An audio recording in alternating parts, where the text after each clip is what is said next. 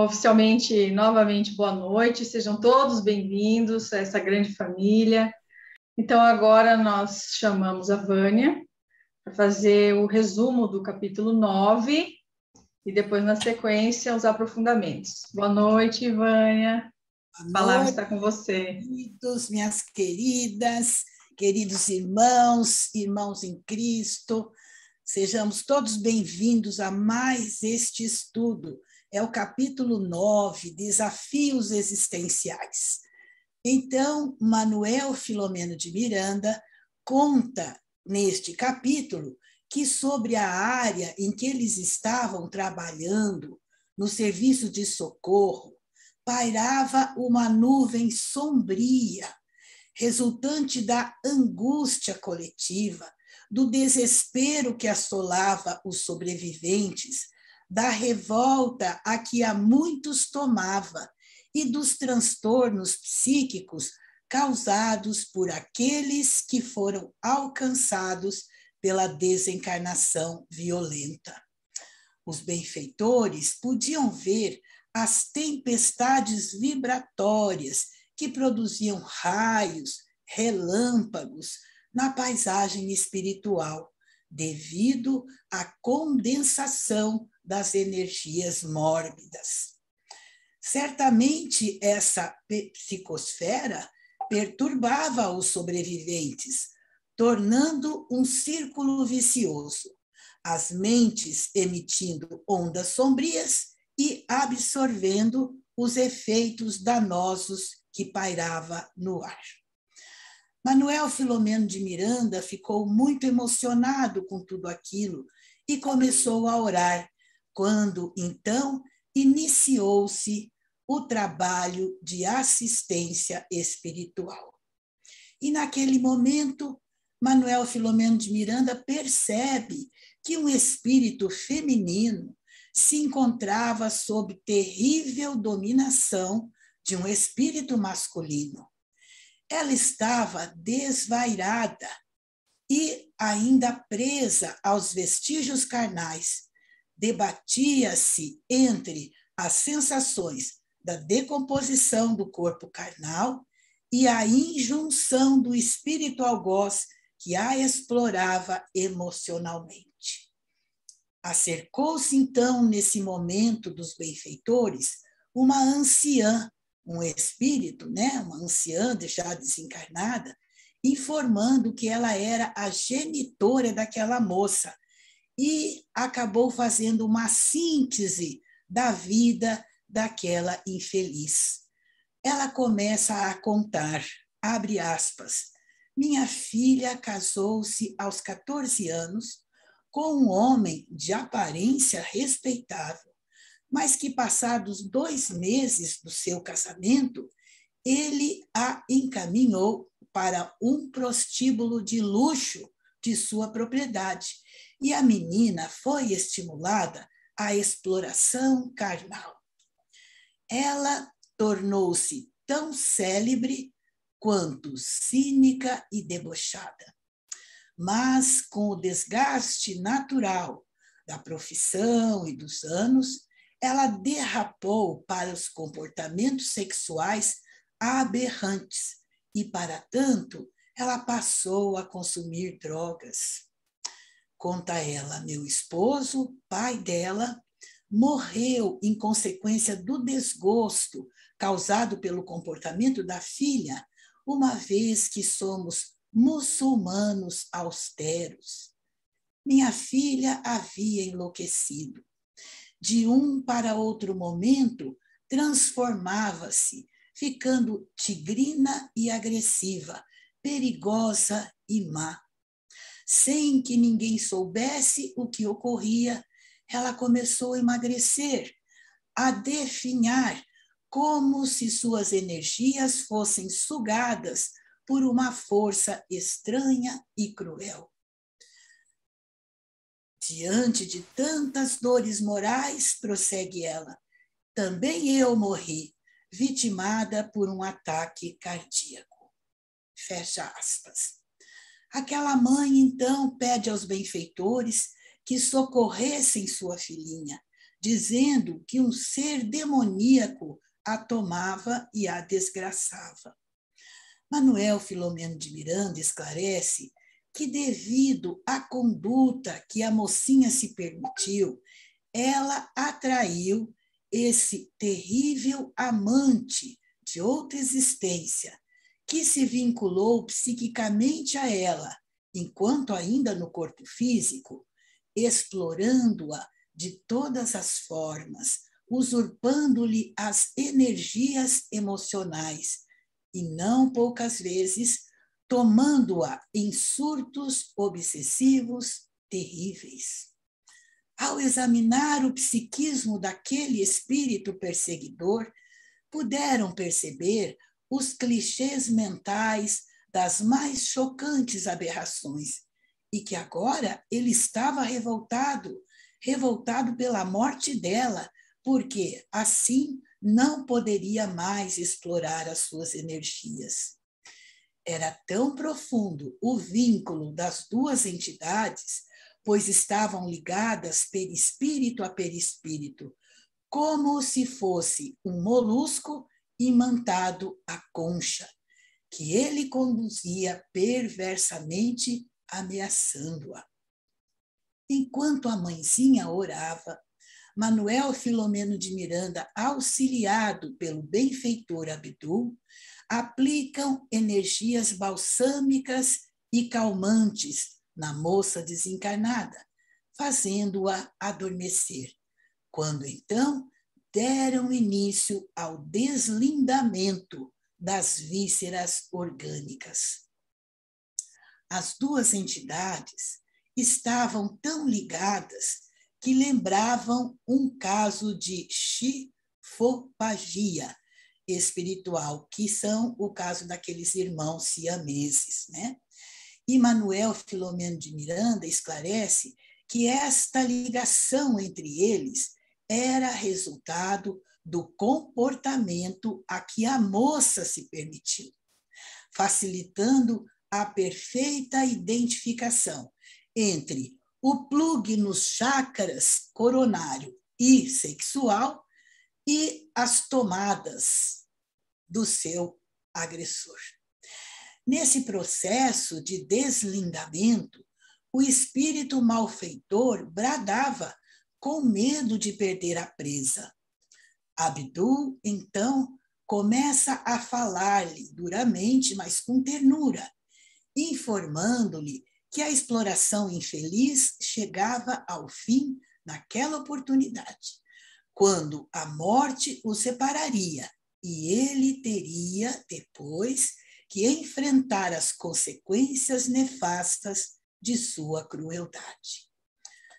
Manuel Filomeno de Miranda vai nos esclarecer, nesse capítulo, que ninguém pode permitir-se ao luxo de recuperar débitos morais e espirituais, colocando-se em posição de vítima, porquanto vítimas não existem, diz ele.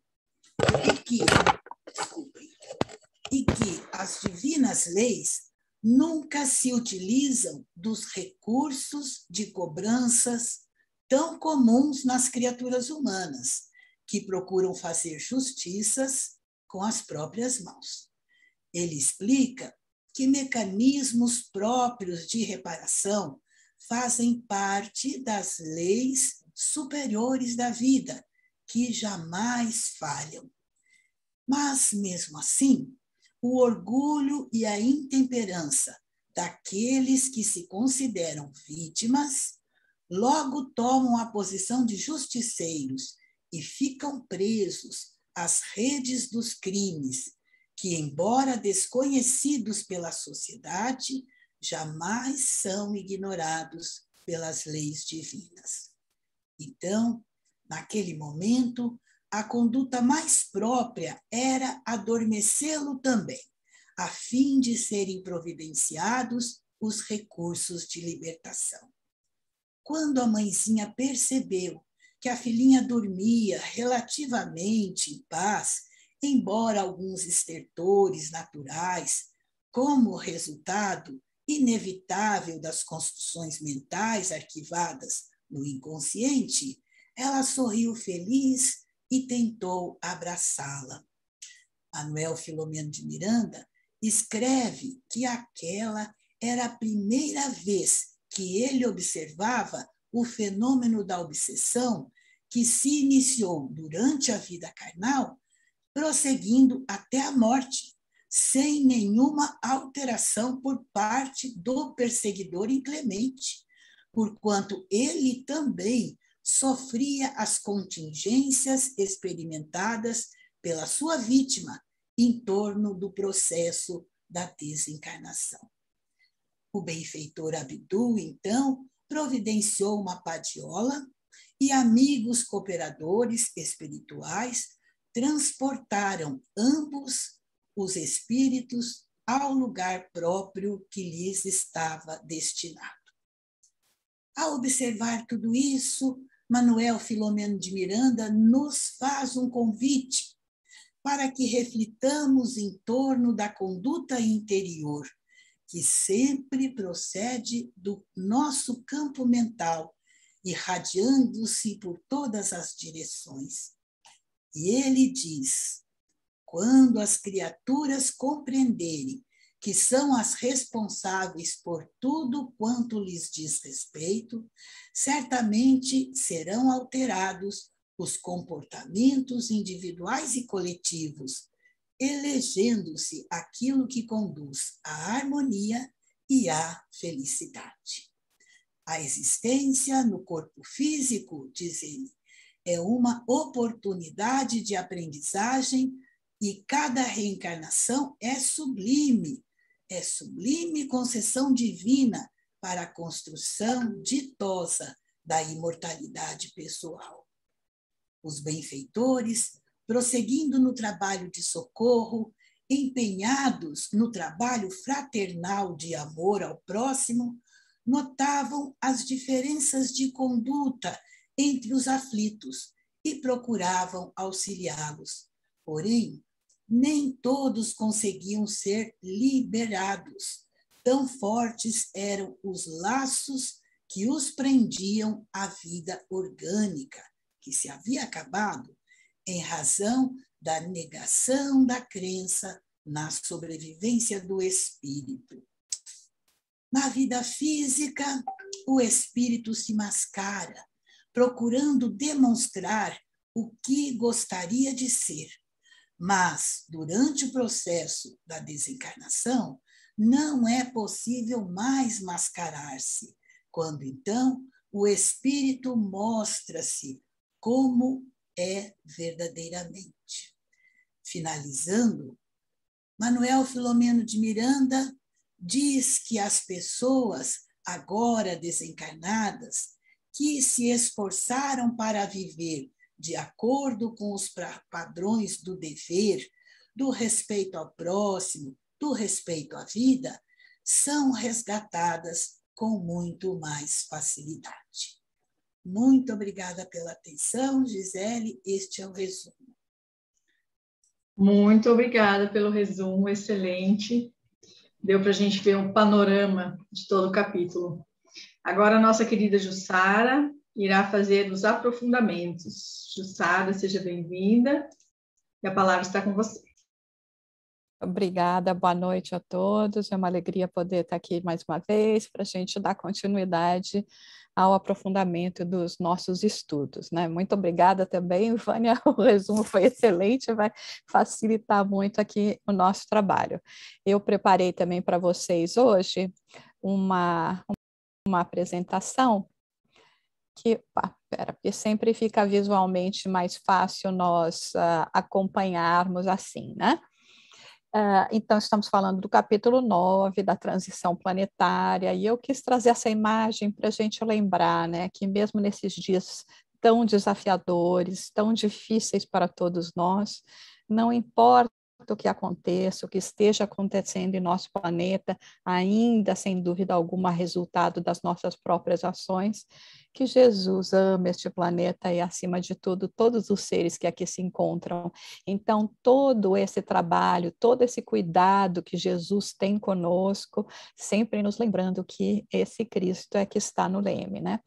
Como começamos a falar, a Vânia apresentou no trabalho, eu vou focar um pouco mais nos assuntos que nós temos em algumas passagens desse capítulo, que não são os assuntos de obsessão, que depois o nosso querido Laudes vai estar se ocupando desse capítulo da obsessão.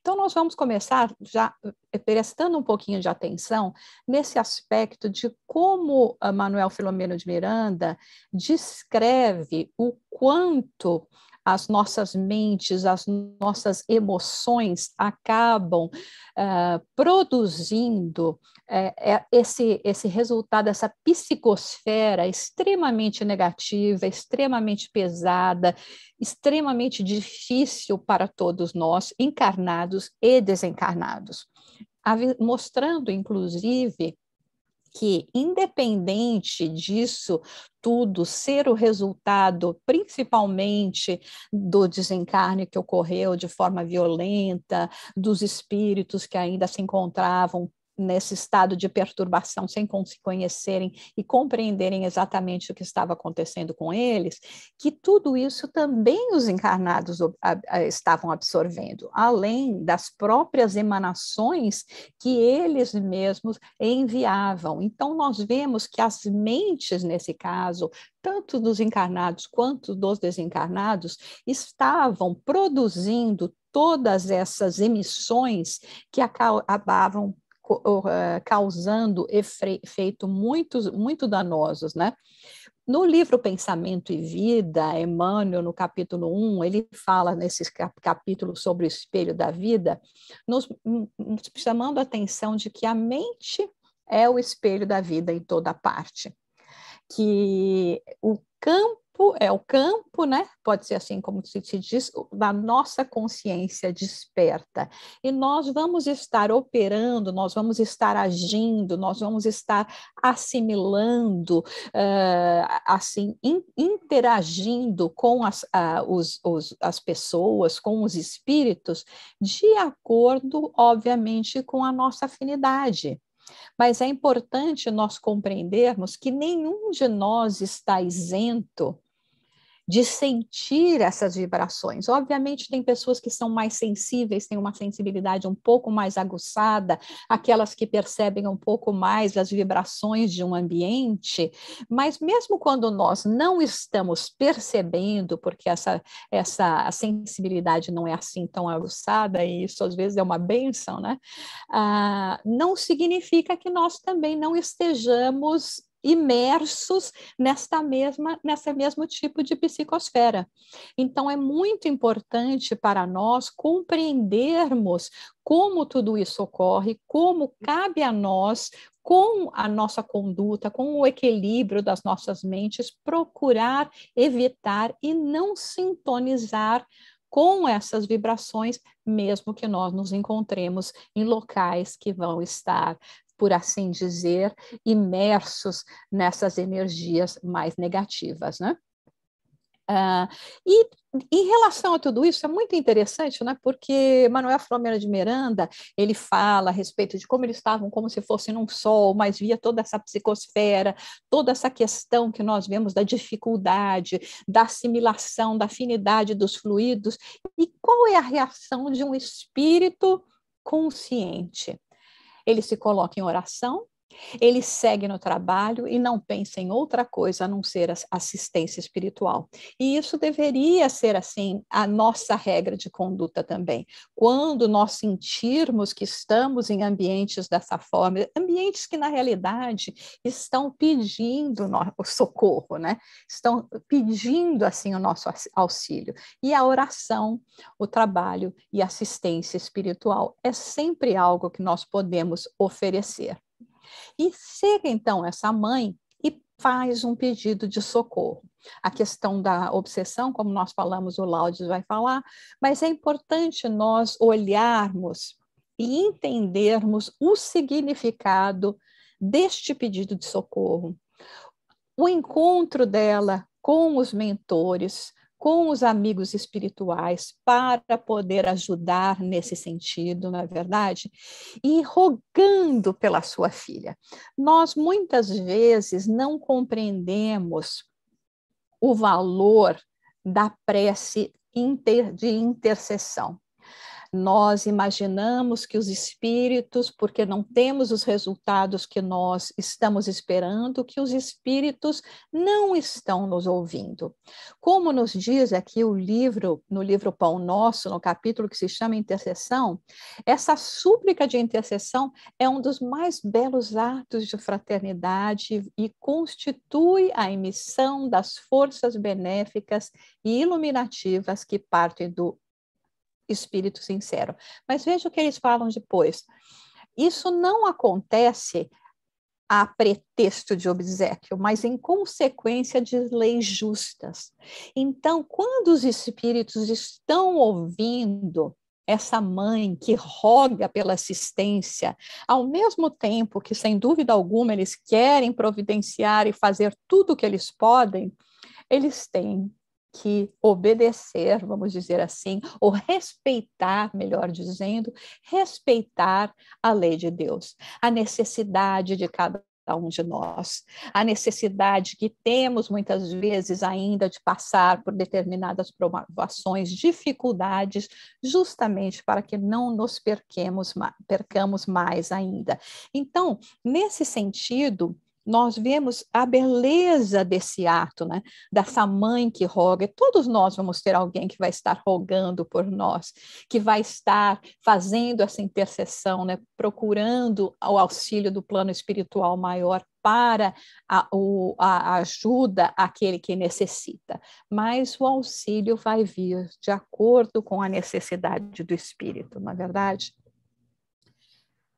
No livro Esperança e Luz, também faz menção a essa questão, né, da intercessão, que é um serviço de cooperação alimentado por vibrações de desejo ardente. Mas ele termina aqui dizendo, Emmanuel, né, falando uma coisa muito importante, que quando chega um momento em que nós não podemos fazer nada, não temos como ajudar, como auxiliar, né, prestar essa assistência, que na rotina do nosso dia a dia, no esforço espiritual que nós podemos fazer através da oração, nós podemos sempre auxiliar mentalmente. Então, nós vemos que tudo que nós estamos falando aqui hoje, toda essa parte inicial, ele gira em torno da nossa mente, de aonde nós queremos sintonizar, que tipo de faixa vibratória nós vamos estar procurando nos encontrar e como nós podemos também, através da nossa mente, dos nossos pensamentos, poder estar isentos de maiores complicações para maiores comprometimentos e, sem dúvida alguma, sempre na prestação de serviço.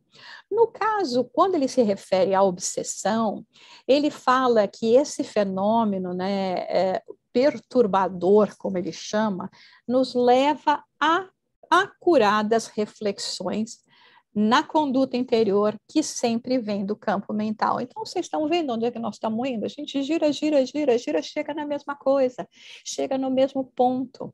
Não tem melhora, não tem assistência, não tem a iluminação do espírito que não seja por esforço próprio, por esforço do domínio das suas emoções, né, do trabalho que fará com a sua mente, porque nós vamos estar procurando sintonias que são compatíveis, vamos nos vincular por afinidade, nos fala Manuel Filomeno de Miranda. Então, por isso que esse controle da mente é assim tão importante nesse sentido, não é? E aí Manuel de Miranda fala o seguinte, que quando as criaturas compreenderem que são as responsáveis por tudo quanto lhes diz respeito, certamente serão alterados os comportamentos individuais e coletivos, elegendo-se aquilo que conduz à harmonia e à felicidade. Como nos mostra bem essa imagem, nós estamos construindo o nosso destino. Essa é uma das possibilidades que nós, espíritos, temos através das nossas livres escolhas, da nossa livre ação. Porque o escolher não significa ainda que eu vou agir naquilo que no momento eu estou escolhendo. Então, são dois passos, né? O da reflexão, do caminho a tomar, até que efetivamente nós realizemos isso em atos. Mas o que acontece é que pela falta da crença verdadeira, daquela fé, né, que faz raiz em nós, né, a fé raciocinada, nós muitas vezes ainda nos deixamos mais levar pela porta larga, porque essa parece mais fácil, ela é mais cômoda, nós conhecemos, então não fazemos assim tanto esforço para domar as nossas más inclinações, como nos fala Kardec no Evangelho segundo o Espiritismo. E aí ele faz um comentário muito interessante, né? Que que a gente fica, né, que nem aquelas criancinhas, né? Fazendo, os pais chegam, falam o que a gente tem que fazer e a gente vive se metendo em encrenca, né? Vive se metendo em encrenca, fala, vai por aqui, não, a gente toma outro caminho, né? Então, aí o que acontece? Nós, quando já temos esse entendimento, esse conhecimento, vamos dizer, da comunicabilidade com o espírito, né? Porque não necessariamente seriam pessoas já espíritas ou espíritas conhecedoras, porque o espírita conhecedor, sem dúvida alguma, não agiria dessa forma ou não deveria mais estar agindo dessa forma. A gente vai atrás em busca do que a gente não chamaria de mediunidade, nós poderíamos chamar de mediunismo. Nós vamos atrás, né, como nos descreve até muito bem no livro Nos Domínios da Mediunidade, de médiuns para que nós possamos barganhar situações que vão nos favorecer no campo da matéria. Então, nos ajudando a nos livrar de um chefe inconveniente, de uma relação mais difícil, ou para que nós possamos, né, fazer alguns pactos espirituais para podermos ter mais condições ou melhores condições financeiras. Então, existe isso e, obviamente, né, o que nós vamos esperar que aconteça? Uma frustração, porque, de novo, mesmo quando os espíritos são mais elevados e capacitados para nos auxiliarem, eles não vão contra os desígnios de Deus e as necessidades dos compromissos que assumimos nessa existência. E nos fala ainda, Manuel Filomeno de Miranda, até sobre a questão da reencarnação, né? Quando nós entendemos isso, então, passando pela questão da parte mental, de trabalhar a nossa moral, de ir em busca de aquisição de valores espirituais, né?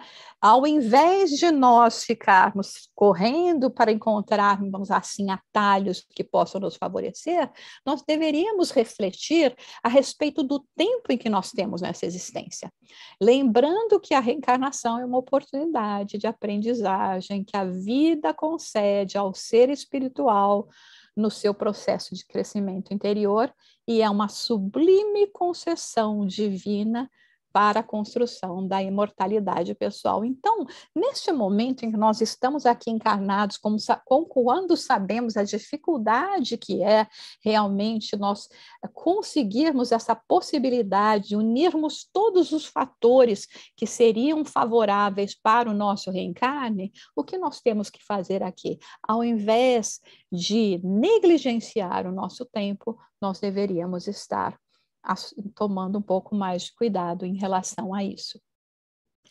E depois, quando já vai chegando no fim, né, desse capítulo, Manuel Filomeno de Miranda fala que onde eles se encontravam, eles, né, nesse momento em que eles procuravam ajudar aquelas vítimas, né, no caso, eles viam justamente o que essa diferença de conduta, o que esse trabalho, né, de mental, né, ele resultava. que mostrava aqueles que se encontravam em maior desespero ou que se encontravam em posições de equilíbrio, sendo que, obviamente, aqueles que se encontravam em posição de maior equilíbrio, eles tinham mais condições de ser auxiliados e eles poderiam auxiliar. E é por isso que, muitas vezes, mesmo querendo auxiliar, né, como é uma questão de sintonia, e essa sintonia vai passar a existir também após o desencarne. Né? É o espírito na matéria ou é o espírito no plano espiritual. Então, essa sintonia que nós vamos estar fazendo também após o desencarne é que vai nos permitir ou não sermos auxiliados por esses espíritos mentores, né, da espiritualidade maior. Então, ele nos faz uma constatação assim, bastante grave, ao mesmo tempo muito triste, né? Que mesmo para esses espíritos que já estão na erraticidade, como é o caso dele, ver aquele estado que algumas entidades se encontravam era muito triste, né? E ele falava o seguinte, se que de uma certa forma, nós aqui na matéria, por causa das máscaras que vestimos, né, o lobo em pele de cordeiro, nesse caso, né, tentando passar para o mundo uma imagem, quando chega na espiritualidade, isso não ocorre, nós somos completamente transparentes, né, principalmente para a espiritualidade maior, que verá perfeitamente aquilo que somos e aquilo que nós realizamos. Então, é muito importante nós nos lembrarmos disso, né? Todo esse convite é um trabalho para que nós não estejamos vinculados a entidades menos felizes e estejamos abertos à participação e possibilidade dos espíritos. E aí ele termina nos falando o seguinte, né, que o importante é a conduta que se vivencia e não a crença que se esposa. Então, na realidade, não é uma questão de religião, é uma questão de religiosidade, de espiritualidade.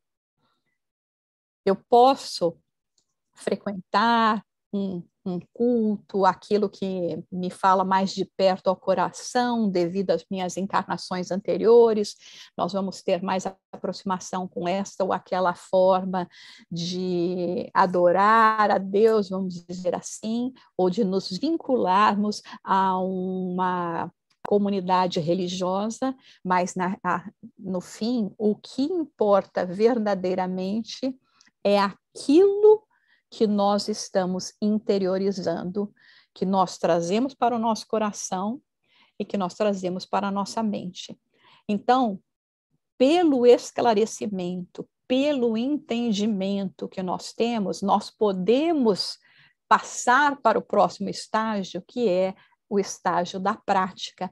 Então, primeiro absorvemos, compreendemos os ensinamentos, mas depois eles têm que ser um reflexo na nossa conduta. Novamente, questão de conduta, questão de mente.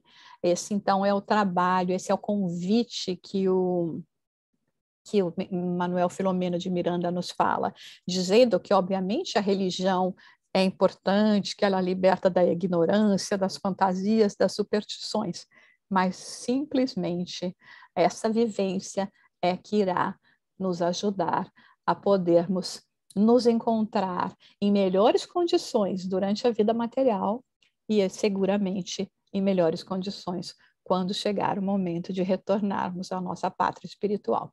Então, era o que a gente tinha para apresentar hoje para vocês. Obrigada pela atenção.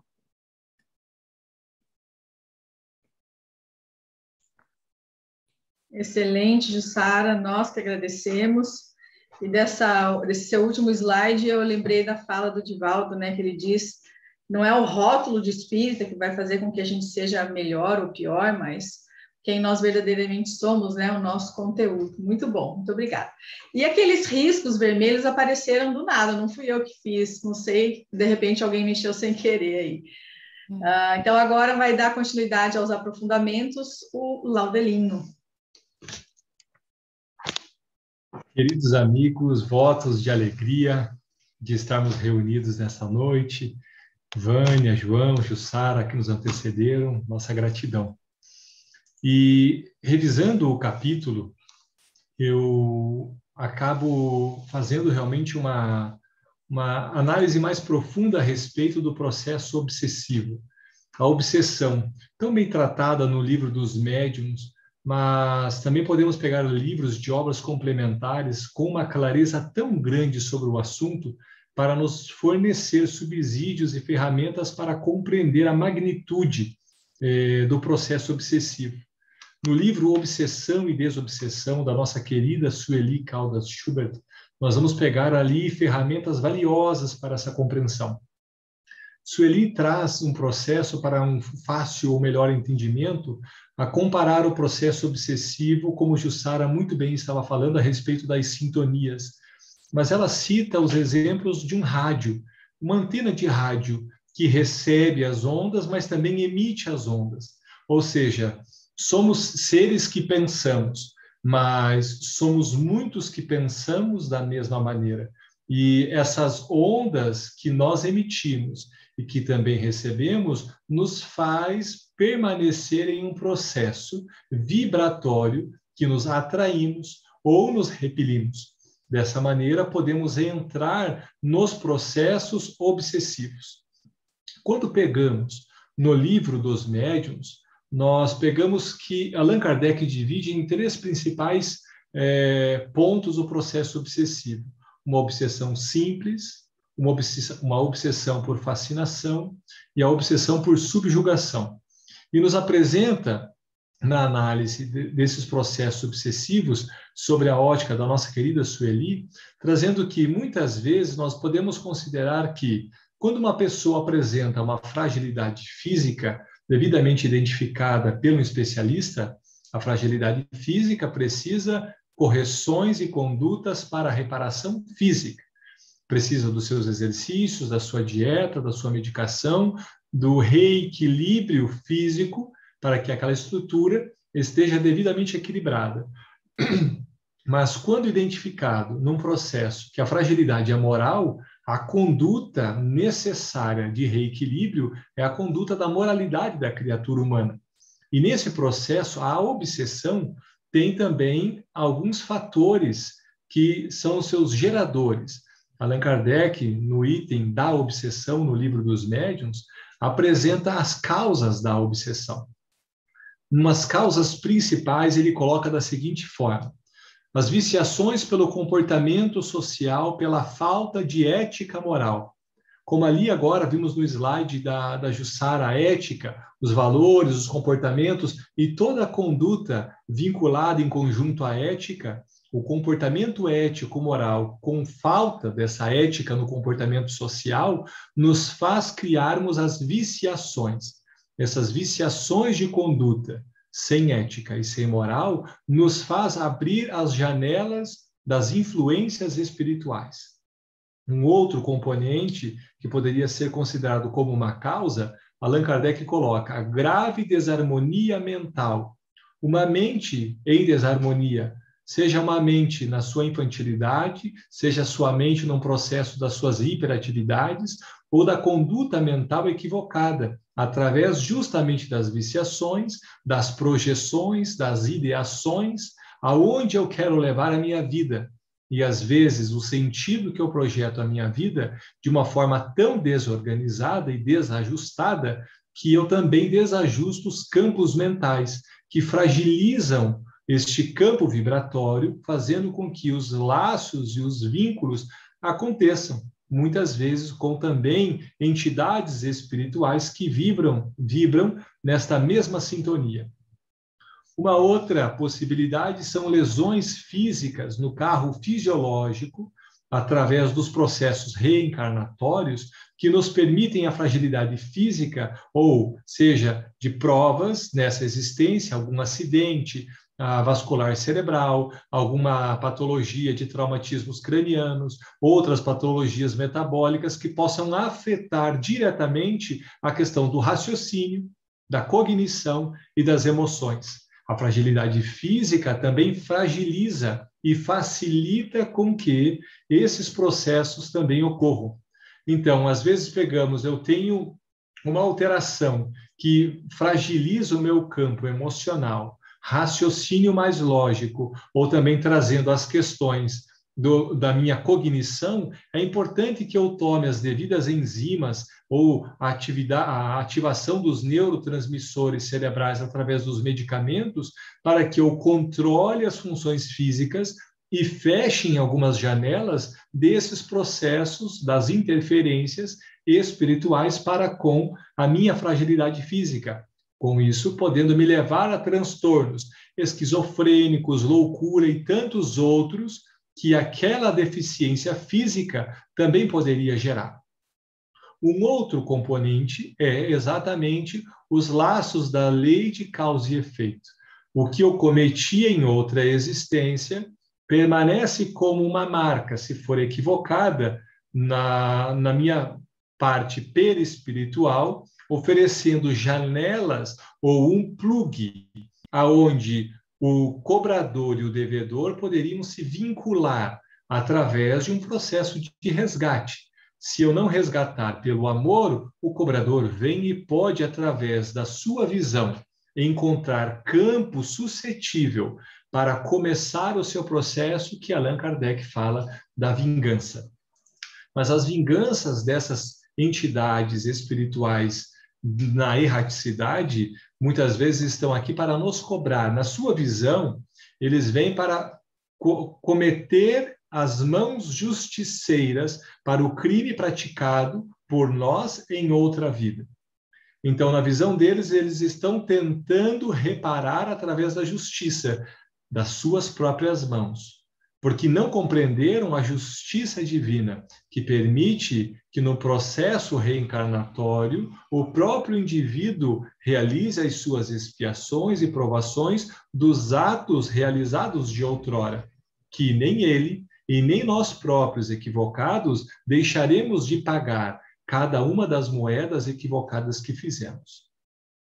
Quando nós viemos ao capítulo 9, que é o objeto do nosso estudo da noite, quando começamos a analisar que a jovem se casa e ela, na verdade, após o casamento, ela é traída, porque o seu esposo lhe leva para comercializar o seu corpo.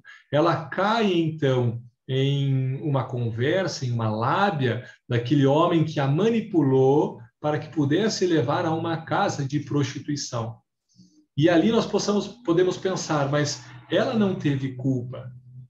Se analisarmos uma ação de uma única existência, poderemos pensar, o que fez será que ela tivesse uma atração por um homem mais velho dessa natureza? O que será que aquele homem projetava nela para que ela sentisse tal atração para vincular-se a este homem, esses desejos do poder, da ganância? O que é que atraía ela a essa personalidade? Porque a partir do momento em que ela é traída, nela as vibrações começam de uma conduta cada vez mais reprochável, a ponto da mãezinha desencarnar e no mundo espiritual tentar compreender o que se passa, vendo a sua filha definhando das ações que ela própria desejava vingar-se do mundo pela traição sofrida. Mas do lado de cá, no mundo dos espíritos, havia já um obsessor. E veja que interessante, o obsessor se vincula ao chakra coronário e ao chakra genésico, ao chakra sexual. Então, aquelas pontes energéticas agora estão vinculadas, um plugue do espírito desencarnado para com aquele espírito encarnado, onde essas energias se completavam. Cada ação sexual que ela tinha vibrava para a duplicidade desses dois espíritos que estavam vinculados. A ação da questão sexual começa no chakra coronário, porque é ali que verte o nosso pensamento.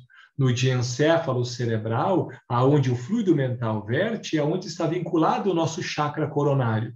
Do chakra coronário ao chakra cerebral, comandando os outros chakras, ou os outros centros de força, a chegar no centro de base, que é o centro genésico. Ali estavam vinculados o chakra coronário, o chakra genésico. Qualquer vibração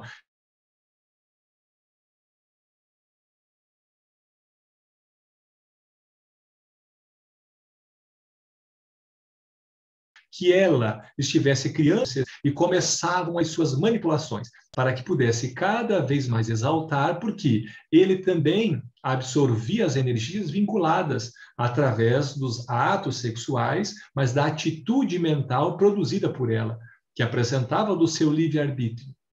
Mas quando vemos que isso vai ocorrendo através dos processos das viciações, o espírito começa de uma obsessão simples a chegar a um patamar de subjugação, de começar nessa área do centro coronário a projetar as formas, pensamentos, as induções mentais, e vai criando um padrão. Cada vez que eu visualizo algo, cada vez que eu tomo uma ação, cada vez que eu passo algum tipo de conduta que me deixe mais deprimida, mais ansiosa, que eu me sinta mais excluída, eu tenho uma conduta compensatória daquele sofrimento. E todas as vezes que eu ajo dessa forma, vinculadas, um exemplo, ao sexo, à bebida ou à droga, todos os acontecimentos que são realizados daquela natureza, eu já crio um modelo de ação. E o espírito vai acionando o espírito obsessor de uma maneira já automática. Existem os processos obsessivos que, de uma maneira que, à distância, o espírito obsessor já não precisa mais ficar acompanhando a conduta, porque já deixa instalados chips de uma maneira que, à distância, conforme o indivíduo tome as suas condutas naquele sentido vibracional, através das reações do que ele viveu, já toma uma conduta automática, obsediada pelo espírito que já pôde conduzir a nossa existência a médio prazo. Ou seja, estamos entrando nas obsessões de subjugação. Mas, para entendermos um pouquinho melhor um processo do mundo invisível, do processo obsessivo, vamos trazer um pouquinho a nossa reflexão para o mundo visível.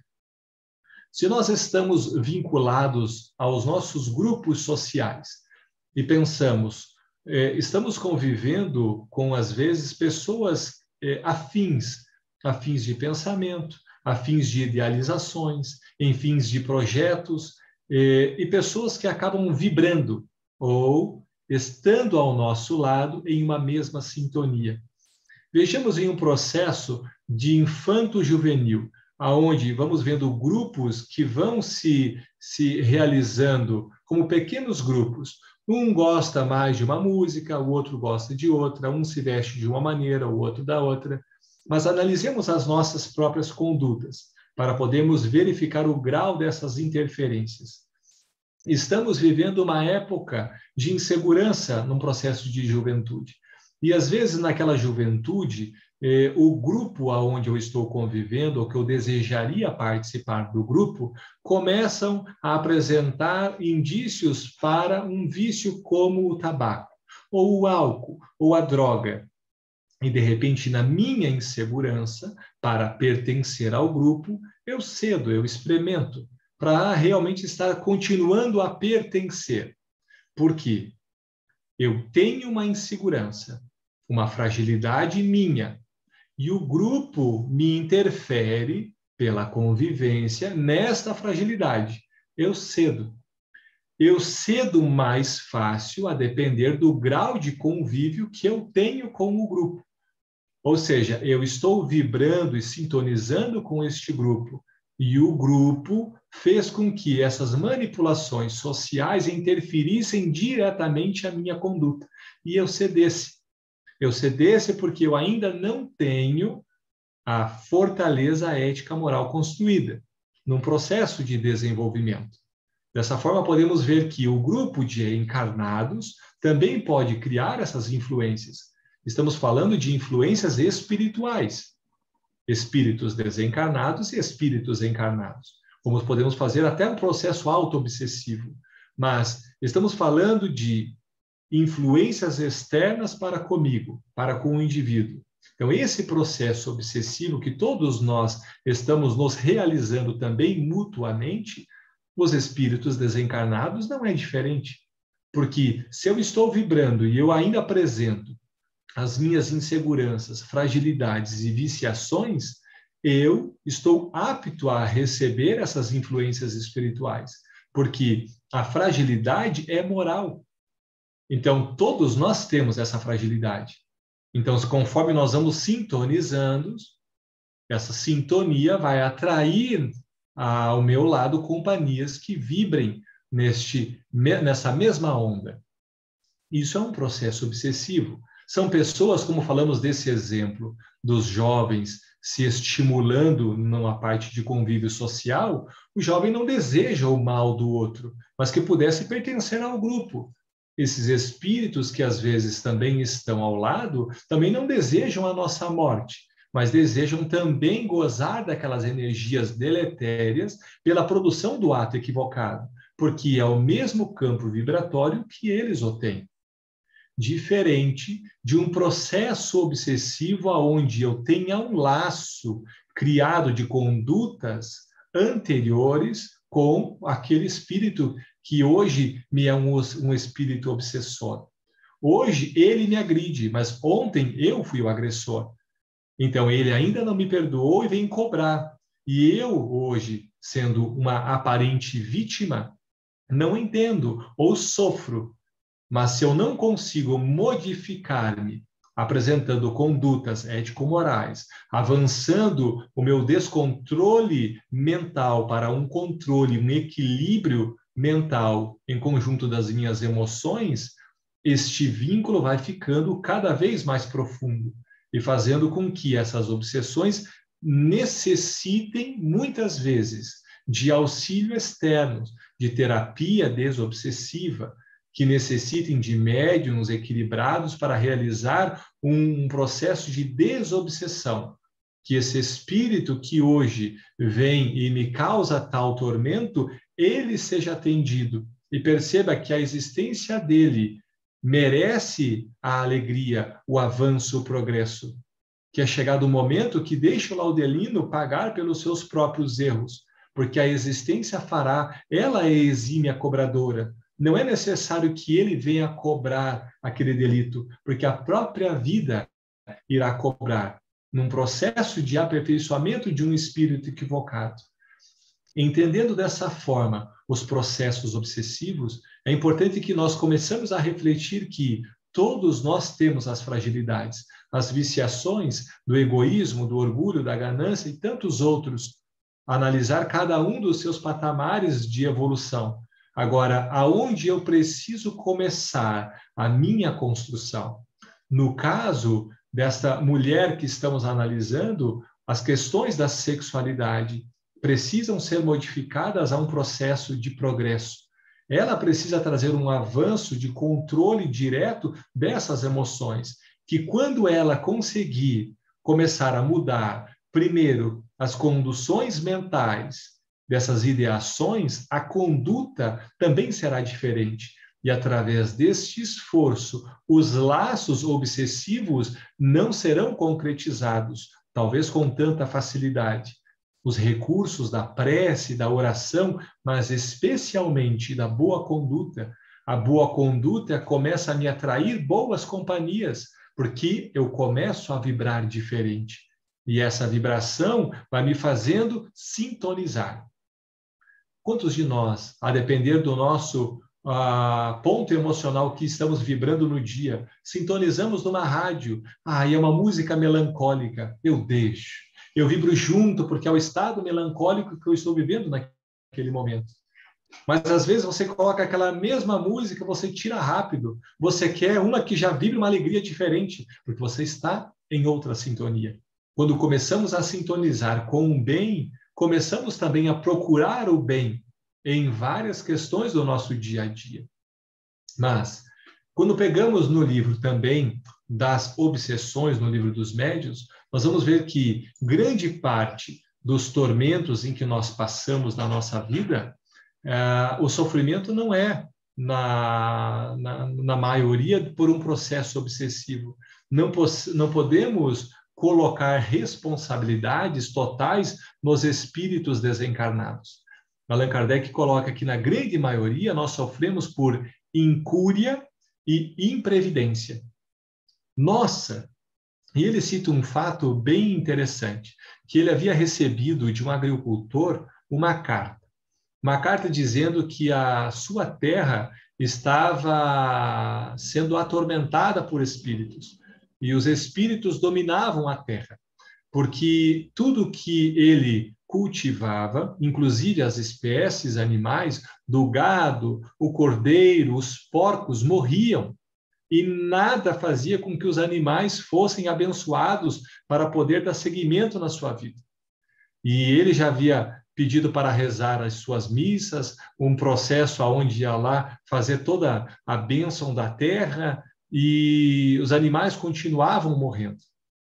E o agricultor pediu uma resposta a Kardec, e que faz o pedido aos espíritos em reunião mediúnica, e os espíritos respondem que o gado e os animais estavam morrendo sim, mas estavam morrendo porque os seus currais estavam infectados. E ele não corrigia essa infecção porque precisava gastar dinheiro. E porque ele não queria gastar dinheiro, deixava o curral infectado. E ele sabia que estava infectado, mas queria culpar os espíritos. Queria culpar uma ação externa quando a responsabilidade era inteiramente dele. Então, que possamos analisar exatamente nesses processos de interferências espirituais, principalmente, qual é a onda que eu emito, porque essa emissão que eu emito é o plug, e alguém vai ter a tomada para esse plug. Agora, quem eu quero ao meu lado? Um espírito que me inspire ao bem, ao belo e ao progresso, ou um espírito que possa vincular aos meus chakras, estimulando cada vez mais as glândulas sensórias corpóreas para o extravasamento do materialismo em detrimento do meu espírito. Penso que dessa forma entenderemos mais profundamente o que se passa nos tormentos obsessivos. Essa seria a nossa contribuição. Muito obrigado. Para dar uma acalmada no tema grave, né? Ele perguntou quem nós queremos ao nosso lado, eu cheguei. Muito obrigada, Laus, muito bom mesmo. Agora nós vamos para as perguntas e vamos iniciar com a nossa querida Eulália.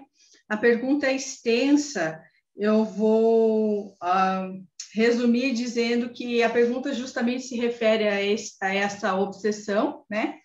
E aí a pergunta é assim: é internacionalmente conhecidos casos de mocinhas enganadas com casamentos falsos, principalmente com estrangeiros, causando muitos sofrimentos e dores de difícil solução. Como poderíamos evitar tais acontecimentos tão nocivos em novos tempos de amor? Eulália, seja bem-vinda, diretamente de Portugal. Boa noite, Gi, Laudes. Realmente eu estou sentindo a dificuldade do fuso horário, 4 horas à frente. É uma grande alegria estar aqui com todos nesta oportunidade, participando do estudo desse capítulo que o Laudes, a Jussara apontaram tão bem a nossa função de oferecer os plugs para a conexão dos espíritos afins com as nossas atitudes. E como esse capítulo vai falar desse domínio, dessa chifopagia espiritual, nós recorremos a outro livro de Manuel Filomeno de Miranda, porque ele é um estudioso por excelência da obsessão, e fomos buscar painéis da obsessão.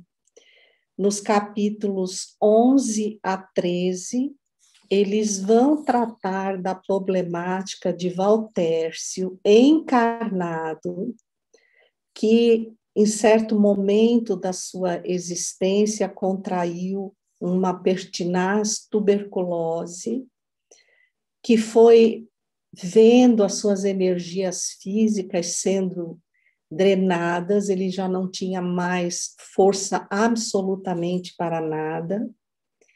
E quando os benfeitores espirituais vão fazer o cuidado com ele, eles percebem, então, o vínculo estabelecido de várias reencarnações, desde que ele fora um cruzado que aprisionou um comandante mouro com requintes de crueldade.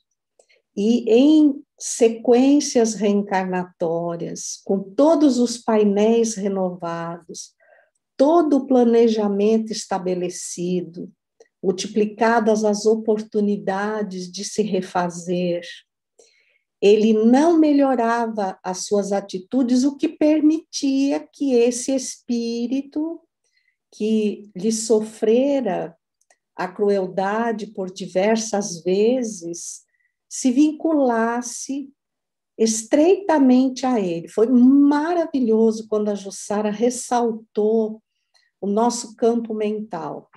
E quando o Laudelino fala dos plugs estabelecidos no centro coronário, então ali nós podemos dizer que é a representatividade do espírito no campo cerebral.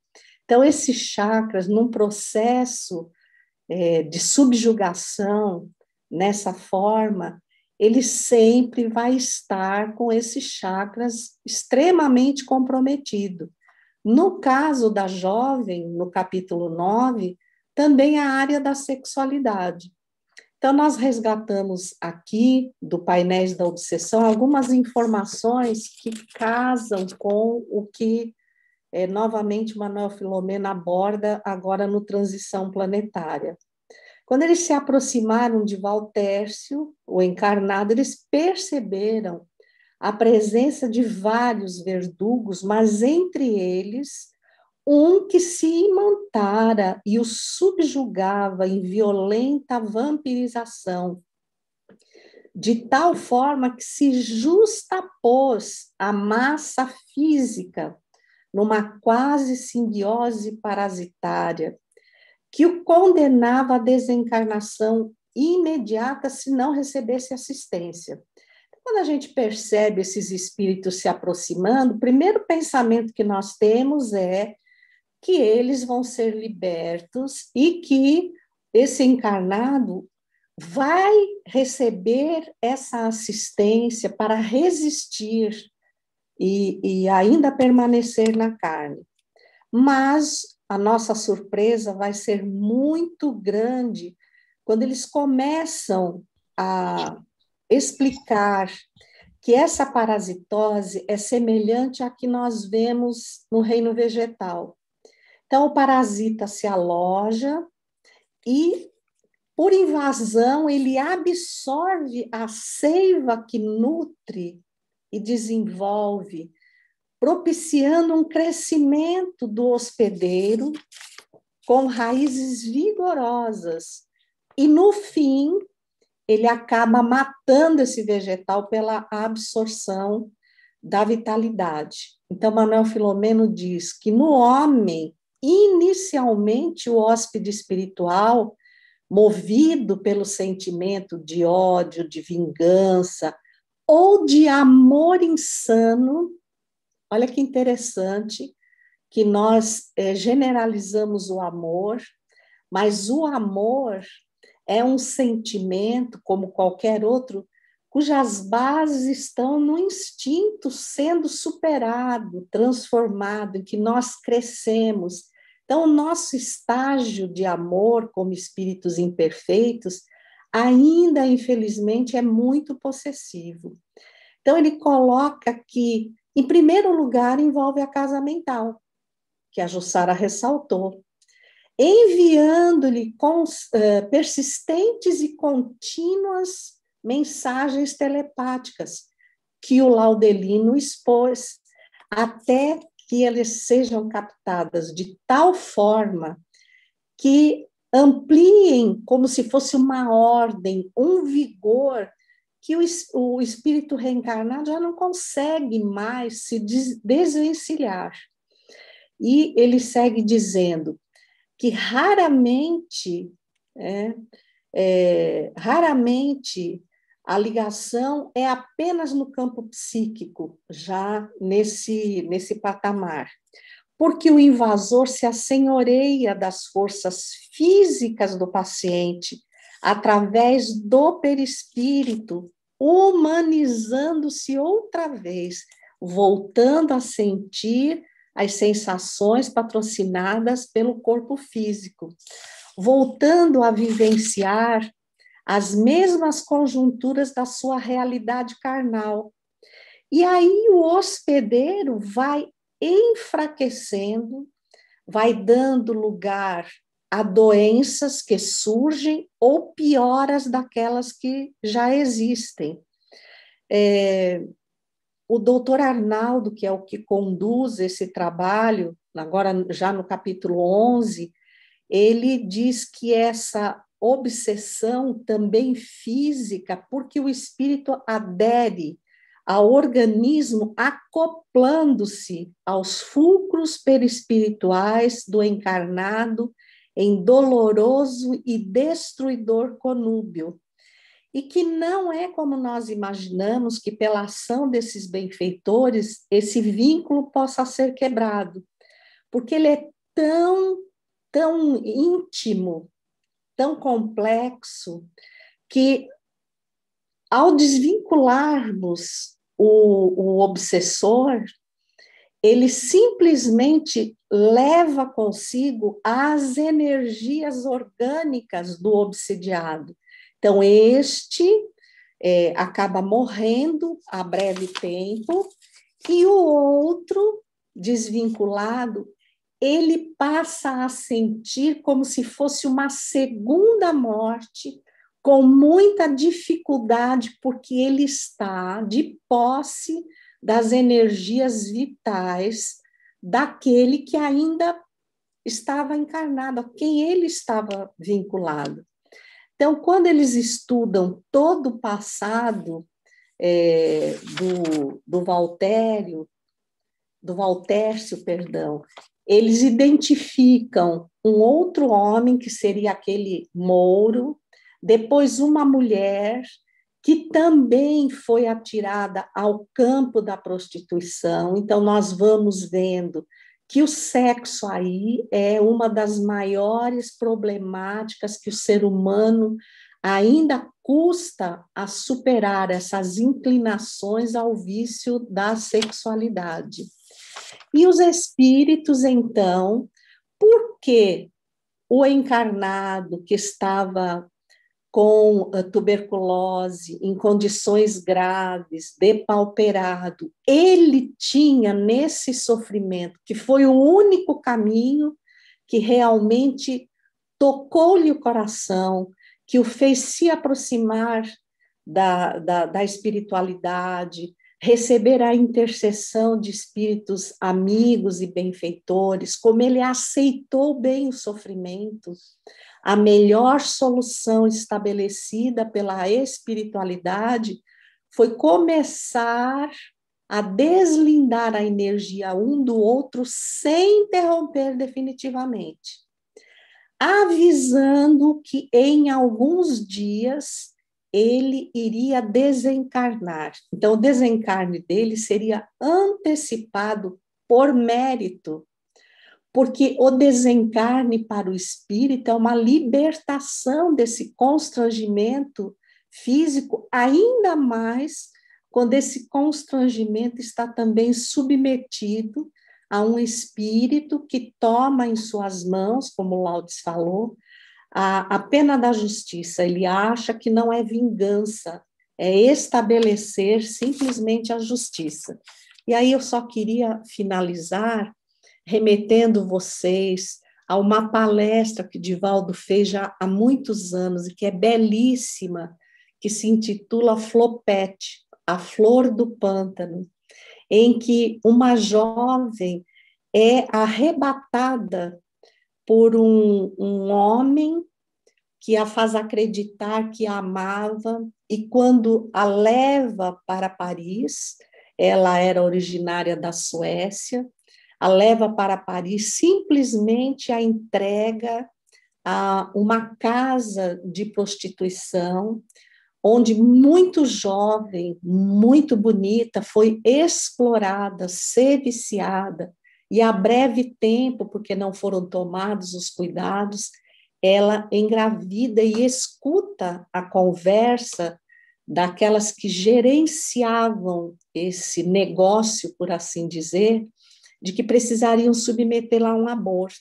A princípio, o amor, que é a essência de todos nós, está amortecida pela fase instintiva que vivenciamos em muito maior tempo do que até agora conseguimos vivenciar os sentimentos, dar asas ao raciocínio, mas apoiado no amor ao próximo, no convite que Jesus nos faz. Então, ela é chamada ao amor, ela foge, mas a dificuldade de retornar, que é a dificuldade de todos nós, no caso dela, ao lar paterno, e nós a Jesus, assumindo as consequências dos nossos atos, porque qualquer consequência é sempre melhor quando nós nos propomos a quitá-la, fazendo o bem, não apenas deixando de fazer o mal, o que enfatiza muito a pergunta 642 do Livro dos Espíritos. Então, a ausência do bem por si só já é um mal.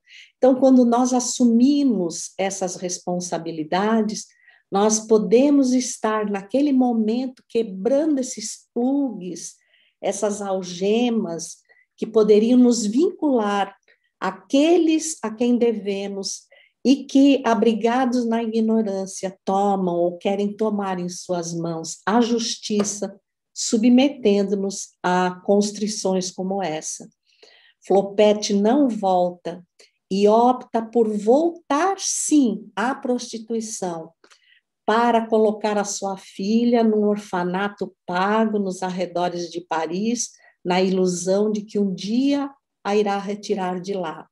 Mas a morte sorrateira colhe-lhe o fruto desse amor, único que ela conheceu, materno, da sua mãe para ela e dela para sua filha. Então, Manuel Filomeno de Miranda é rico em nos advertir de que a obsessão não é um caminho obrigatório, é uma escolha infeliz, enquanto nós nos negarmos a amar, a servir. Então, o Evangelho segundo o Espiritismo, no seu capítulo 15, fora da caridade não há salvação, vai nos falar desse amor, o mandamento maior. E é esse sentimento. E o caminho dele é nós assumirmos a nossa responsabilidade, que vai encerrar esse triste ambiente da Terra, que ainda subjuga criaturas a benefício próprio, sempre visando o interesse material, em detrimento de simplesmente aceitar o convite de Jesus e amar a Deus e ao próximo como a si mesmo. Muita gratidão e muita paz a todos. Nós é que agradecemos, Eulália, pelo teu esforço aí de avançando na madrugada, trazer para nós esses esclarecimentos tão profundos. Obrigada. As pessoas já estão pedindo ali no chat, se você tiver o link da palestra, se você quiser mandar para mim, eu envio nos grupos também, como você preferir. Então, nós vamos para a última pergunta para a nossa querida Ângela, que também tem relação com essa questão do prazer desgastante, né? Do abuso do sexo. Então, a pergunta em relação a este tema é: poderemos entender o prazer como um entrave à evolução do espírito? Ângela, boa noite. É com você, minha amiga. Boa noite, amigos queridos. Boa noite, Gi, Laudes. Depois de tantas reflexões e aulas que nós tivemos com os amigos que nos antecederam, nós ficamos aqui pensando o quanto esse capítulo é rico, e essa ideia de pensarmos a questão do prazer ligada a isso tudo que foi narrado nesse capítulo, é interessante que nós podemos começar a reflexão pensando justamente na descrição que Manuel Filomeno faz dessas personagens que ele aborda. Então, se nós pensarmos aí na figura do marido dessa jovem, da própria jovem, do espírito, então, perseguidor que for amante da jovem em outra existência, nós vamos perceber que, em realidade, nós temos ali um conjunto de características, um conjunto de traços psicológicos que nós poderíamos observar por aquilo que o próprio benfeitor e a própria mãe, quando vai procurar ajuda dos benfeitores, da equipe que estava lá socorrendo, vai descrever um pouco da história daquela jovem, falando que ela se consorciara com um homem de aparência respeitável, mas de caráter vil. Essa descrição que ela faz, esse apontamento é importante, porque nós vamos ver que, analisando depois, MPM diz que, analisando o psiquismo do perseguidor, ele encontra ali clichês mentais das mais chocantes aberrações e revolta pela morte da jovem, a qual ele não poderia mais usufruir daquelas experiências com a qual ele se coadunava. E também há ali os traços e algumas características dessa jovem que estava entregue a essas experiências mais cruéis, né, que passou a mergulhar nessa terrível obsessão e todos os desdobramentos que vieram daí. Então, partindo desses personagens, nós vamos lembrar que a benfeitora Joana de Ângeles, de forma tão profunda em toda a sua obra, mas especificamente em uma delas que nós observamos um retrato, uma análise profunda dessas características psicológicas que estão nesses personagens, na obra Conflitos Existenciais, a benfeitora dedica um capítulo inteiro para falar justamente da crueldade. O capítulo 9 dessa obra ela tece inúmeras considerações acerca desse perfil psicológico, da psicogênese dessa característica, que nós poderíamos dizer que caracteriza em grande parte esses personagens. E aí diz a benfeitora que nesse processo de marcha progressiva e que é inexorável, ela diz que essa marcha pode ser perturbada, dificultada por algumas escolhas nossas, por alguns indivíduos, mas que ela não pode ser paralisada absolutamente no seu processo. E da mesma forma, ela diz que a criatura humana está destinada à plenitude e ela vai avançando, algumas vezes sobre algumas injustões dolorosas que resultam da ignorância, diz ela, ou da má utilização dos recursos preciosos que lhe encontram ao alcance. Aqui é um ponto alto que nós gostaríamos de ressaltar, porque esses recursos preciosos que estão destinados, que nós temos ao alcance enquanto espíritos imortais, são justamente os potenciais que vão nos levar para a condição para a qual fomos criados, que é da plenitude, que é da felicidade. Mas essa felicidade, ela será uma conquista, ela é um vir a ser. Ela não é uma condição imediata, atual. E aqui nós podemos ver que ao longo da nossa história enquanto espíritos, nós somos, por não conhecermos profundamente as leis que regem a vida, por conhecermos de forma ainda muito precária, nós somos confundindo estágios, patamares evolutivos ainda muito iniciais, como se fosse já o atingir da meta. Como se nós já estivéssemos gozando das capacidades plenas, desses recursos amplamente desenvolvidos. E ela, nesse ponto, a benfeitora vai dizer que, sendo o sentido da vida, né, a vida inteligente, tendo o sentido ascensional, nós vamos observar quando estivermos ou não ascendendo, evoluindo, pelo resultado daquelas experiências que nós vamos tendo. Então, quando ela destaca esses recursos preciosos que estão ao alcance de todos nós, é importante nós refletirmos sobre quais as finalidades desses recursos. E é aqui que ela tece algumas considerações sobre a crueldade. Porque nós, pensando nessas descrições que foram feitas dos personagens, nós podemos pensar que a crueldade, sendo uma marca ali presente, ela é um estado que foi construído por esses irmãos, que ao longo do uso do seu livre-arbítrio foram desenvolvendo ou se distanciando desses recursos preciosos que não tinham a finalidade de os conduzir para essas experiências. Da mesma maneira que a querida Eulália falou agora há pouco, que a obsessão acaba sendo não uma rota necessária, mas acaba sendo o produto de uma escolha, igualmente a crueldade experimentada também. Aí nós poderíamos pensar, puxa, mas a pergunta foi feita acerca do prazer, e ela está falando da crueldade. Porque vejamos, aqui nós temos essa marca profunda desses espíritos que viveram a condição da crueldade, mas na busca por inflamada de vivenciar e experimentar o prazer. E aqui nós vemos o quanto se distancia da rota segura o espírito que passa a confundir o meio com o fim. Porque nós podemos pensar em algum momento, né, acerca da temática do prazer, que é importante nós lembrarmos que o prazer ele não é mal, mas ele não pode ser a finalidade do processo. Porque senão, se nós passamos a buscar o prazer a qualquer preço, e aí nós vemos ao longo da história humana, que ela foi marcada por inúmeros indivíduos que buscaram sentir prazer das maneiras mais estranhas possíveis. E aqui construindo, gerando todo um caos, toda uma história dolorosa humana, mas quando todos nós ansiamos esse estado de plenitude e de felicidade, no qual o prazer está em curso. Porque pensemos nós, se nós ao sairmos num dia de grande calor, caminhando por uma praia, sentimos a brisa do mar nos tocar, o que é isso senão o prazer? Mas existem vários níveis, né? Então, em cada degrau, em cada nível de consciência humana, é possível dizermos que existe um prazer específico.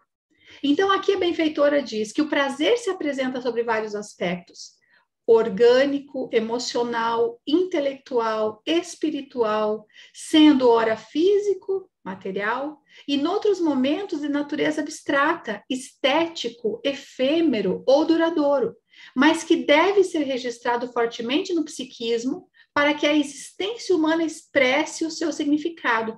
Vejamos quando a benfeitora vai nos dizer isso, como é importante, porque aquele espírito que houvera tido em outra existência uma experiência com aquela jovem, havia gravado no seu psiquismo de forma muito intensa aquela experiência, e ele passava a buscar repetir aquilo de forma continuada, sem entender que é como se nós estivéssemos subindo uma escada e estivéssemos pisando no primeiro degrau e nos detivéssemos ali, imaginando que nós já tivéssemos atingido o topo dessa escada. Nessa constituição, nós vemos que vamos deteriorando, nós vamos distorcendo a finalidade do prazer, porque vejamos, quando nós vemos o próprio Manuel Filomeno de Miranda nos dizendo dos momentos de enlevo que eles tinham quando ouviam aquelas vozes, aquelas canções, aqueles momentos de encontro felizes, isso tudo é prazer, mas são níveis de prazer extremamente elevados. E aí nós precisamos, enquanto espíritos imortais, desenvolvermos essa capacidade, esses potenciais de aprimorarmos a nossa capacidade de sentir prazer. Porque se elas estiverem aferradas às esferas mais iniciais, mais instintivas da nossa existência, nós podemos perverter o sentido de prazer.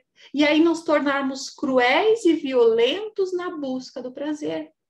Então, a doutrina espírita nos faz esse convite porque diz a benfeitora, seguindo a ideia, de que o prazer depende não raro de como seja considerado.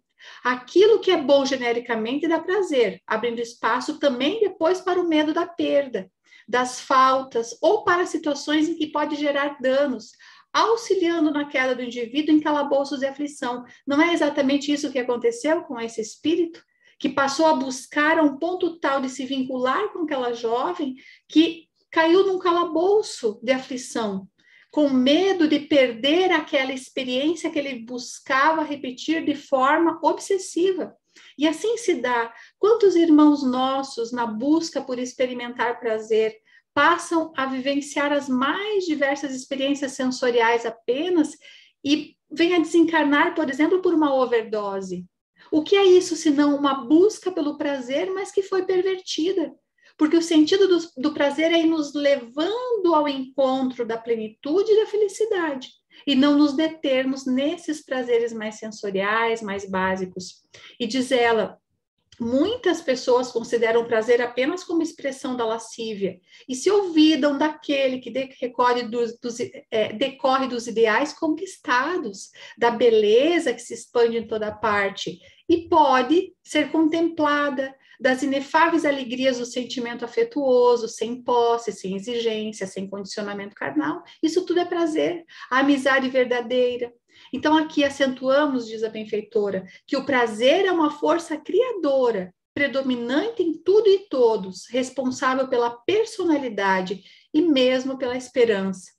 Muitas vezes é confundido com o desejo de tudo possuir, a fim de desfrutar mais tarde da cornucópia carregada de todos os gozos, preferentemente os de natureza sexual. E finaliza, o prazer não significa somente aquilo que agrada em determinado período da existência física, mas tudo quanto proporciona alegria, bem-estar, felicidade, emulação para o crescimento interior, para o conforto e a paz. Por isso mesmo, a escala de valores a respeito do prazer varia de acordo com a idade que cada qual desfruta. Quanto significa de volúpia em um momento, no outro desaparece completamente, perdendo-lhe o atrativo. E aqui, então, que nós vemos que o prazer tem a finalidade de estimular os sentimentos que vão nos elevar essa capacidade, essa consciência para níveis de bem-estar que não serão mais transitórios, mas serão duradouros, permanentes. Esse provavelmente seja o estágio de vivência de prazer daqueles espíritos que estão em nível evolutivo que um dia todos nós atingiremos. Então essa certamente é a ideia de que o prazer não está na contramão da evolução, mas a maneira como nós vivenciamos ele. Essa era a reflexão, Gi, querida. Excelente, muito obrigada, Ângela. Antes de nós passarmos novamente para o querido João para fazer a prece de encerramento, gostaria de trazer a todos, não sei se já sabem da notícia, de que no dia 6 de setembro, o último, 2021, foi sancionada uma lei número 14.201, que inscreveu o nome de Chico Xavier no livro dos heróis e heroínas da pátria. Então, que todos nós também possamos elevar até ele a nossa gratidão, o nosso carinho, por tudo o que fez por amor a Jesus, a nosso benefício.